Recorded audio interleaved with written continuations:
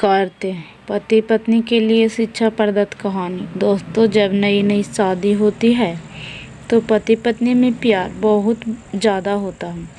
समय के साथ प्यार कम होते जाता है और फिर एक दौर ऐसा आता है जब वे एक दूसरे के साथ बातचीत भी नहीं करते हैं। ऐसा बिना कारण नहीं होता है। इसके पीछे जो छोटे छोटे कारण जिम्मेवार होते हैं उनके बारे में कोई ज़्यादा सोचता नहीं है।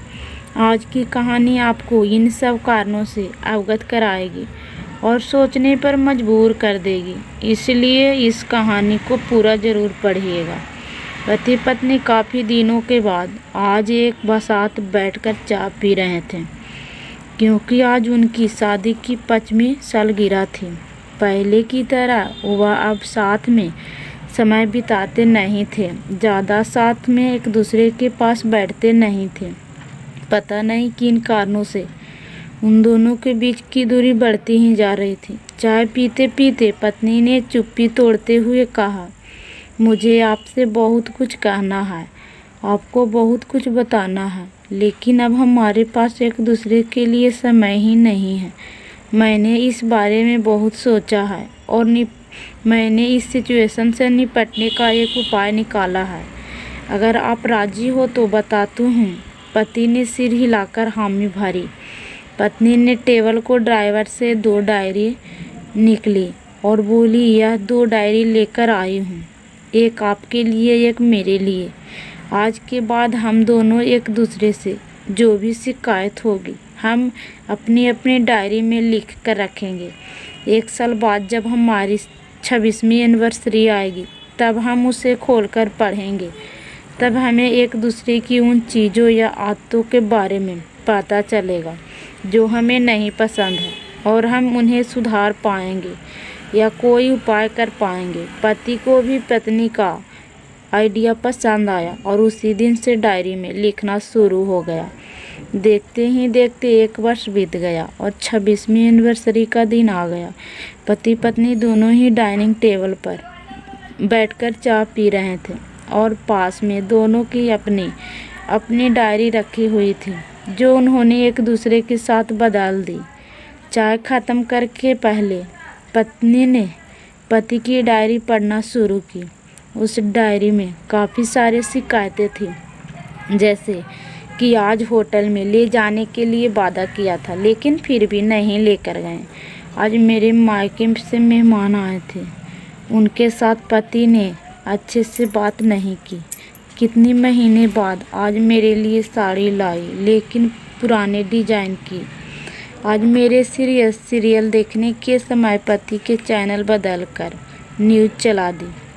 आज गीला तौलिया सोफे पर छोड़ दिया। ऐसी कई सारी शिकायतें थी। डायरी को पढ़ते पढ़ते पति की आंखें में आंसू आ गए।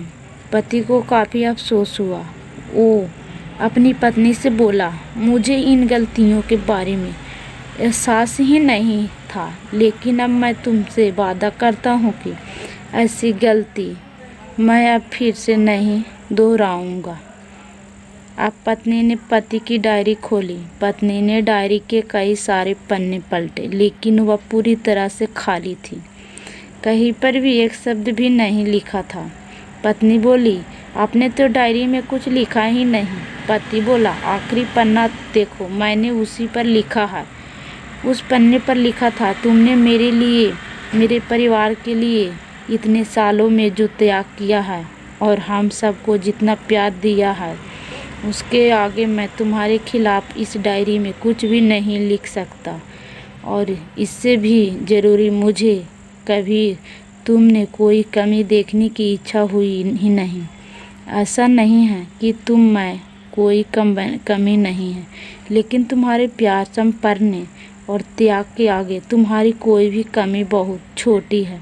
मेरी अनगिनत गलतियों को नज़रअंदाज करके तुमने इस कठिन जीवन में मेरे साल की तरह साथ दिया है और हमेशा मेरे साथ खड़ी रही। तुम ही बताओ, कोई भी अपने ही साल में दोष निकालते तो निकाले कैसे। अब पत्नी की आंखों नम थी। पत्नी ने पति के हाथ से अपनी शिकायतें की डायरी ले ली और उसे जला दिया। पति पत्नी का रिश्ता एक दूसरे पर विश्वास पर टिका होता है और उसी से वह मजबूत होता है। उम्र के एक दौर में पति पत्नी एक बात अच्छे से समझ लेनी चाहिए कि एक दूसरे से गलतियां और खामियां निकालने के बजाय अगर हम याद रखे जाए तो कि उसके साथ ने उसके लिए कितना त्याग किया है, तो इससे उनका रिश्ता और भी ज़्यादा मजबूत ही होगा। दोस्तों, छोटी सी इस कहानी के लिखने के पीछे मेरा प्रयास है कि इन दिनों पति पत्नी में बढ़ती जा रही दूरियां कम हो सकती हैं और ख़ासकर गलतफहमियों की वजह से सिर्फ बात ना करने की वजह से बढ़ती जा रही दूरियां को आराम से शांति से बैठकर बात करके कम किया जा सकता है या ख़त्म भी किया जा सकता है। प्लीज़ दोस्तों, हमारी वीडियो पसंद आई होगी तो लाइक सब्सक्राइब ज़रूर कीजिएगा दोस्तों, और एक सब्सक्राइब ज़रूर कीजिएगा दोस्तों। मुझे भी आप लोग के सपोर्ट की ज़रूरी है दोस्तों। मैं भी एक महिला हूँ दोस्तों, इसलिए